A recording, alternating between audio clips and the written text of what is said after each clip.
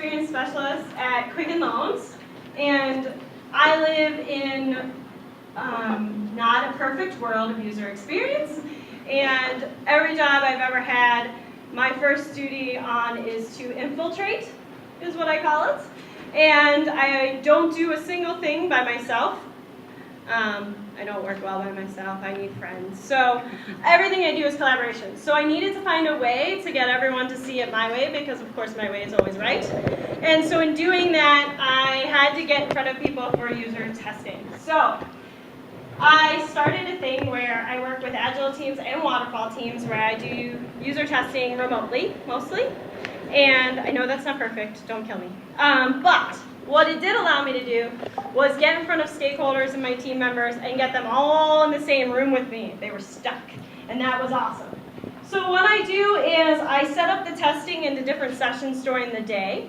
I make sure there's food, and I give each person a set of cards. And that is all they're allowed to have in their hands besides a pen or a marker if that so entices them.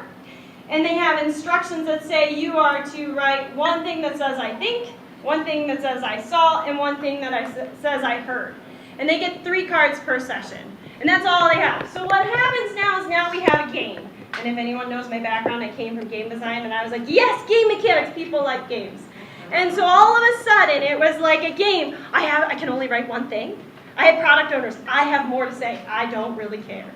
One thing is all I want to hear from you. And so what this has allowed us to do is, I think, makes most sense to you. You're like, oh, okay, so anybody that's in the room, devs, designers, whoever, knows the product. They have an idea. They see something from user testing, they run with it. It's awesome. I saw, though, means they have to pay attention. Holy shit. That's a whole new thing, right? They have to put their laptops down. So we give them candy. We give them candy to keep their hands and mouths happy. And then of course they're listening mostly, and so they can fill out that card. It's not a problem. And so then we collect the cards, and we start grouping them together. And that's not a problem because now we have all these fun colors, and now people are kind of seeing things, and they're eating sweets, and they're losing it. But the best part about this is we can start to make groups. So affinity mapping, right? Fun word for grouping. We all do it. Anyone can do it, right? So the team can group. UX can group, whoever makes happy can make groups, right? So we're going to teach you a word. Ready? Oodafakfa. Oodafakfa. Usable, desirable, useful, findable, accessible, credible, and valuable. That's right. It's actually something that's said, sometimes as a curse word, all over my company that's known that we try to focus all of our groups on Oodafakfa. And so what this allows us to do is to kind of keep focus to our groups, right? Now we don't have like random things coming up in our groups. But don't forget, we have to, point out bugs. We let the product owners and the tech people have their cards, right? Okay, yes, you did see something, go ahead, you can have it. And then we group all these cards and we pull the team together and we say, what'd you think? And you have those people that just have to say something. So okay, say, go ahead, feel better, get it out. Think of it like a paint bucket. You have scum in the top of the paint bucket, get it off, and then we can get to the good stuff. So then we have these groups and we prioritize them. Usually really big groups is really noticeable. If you have a mix of perfect colors, you're doing really well. Because the colors, I think I saw and heard, are all mixed in there, which means, hey, you probably have a problem. It's not too difficult to figure out at this point.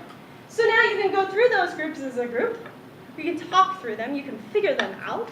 You can start to talk about ideas. You can try to break the idea down. You can figure out if you need more. But now, we're all working together. And now you get to turn to your product owner and be like, so, what are you going to do about it? Well, I was thinking nothing. Now they have to tell the whole team that. Oh yes, it's wondrous. Go ahead, tell the team you're not going to do anything on that list. There's like a revolt right there. It's fabulous. And so it's wonderful. So then we share the results out, and what I do is I actually put it together as a list of priority. And it goes out as something that actually my PO even determines what we're going to address versus what we're not going to address right now. And the rest of the items go in the backlog. Which then the team is like, oh my God, we're making changes. This is awesome. When do we get to do it more? And then that's really bad because now they want to do user testing and food all the time. And you're like, yes, this is wondrous. And then you can just keep telling them ooh to fakta, and they get really excited, and then they want to come more often, and then we just keep doing it. And that's the end of my talk.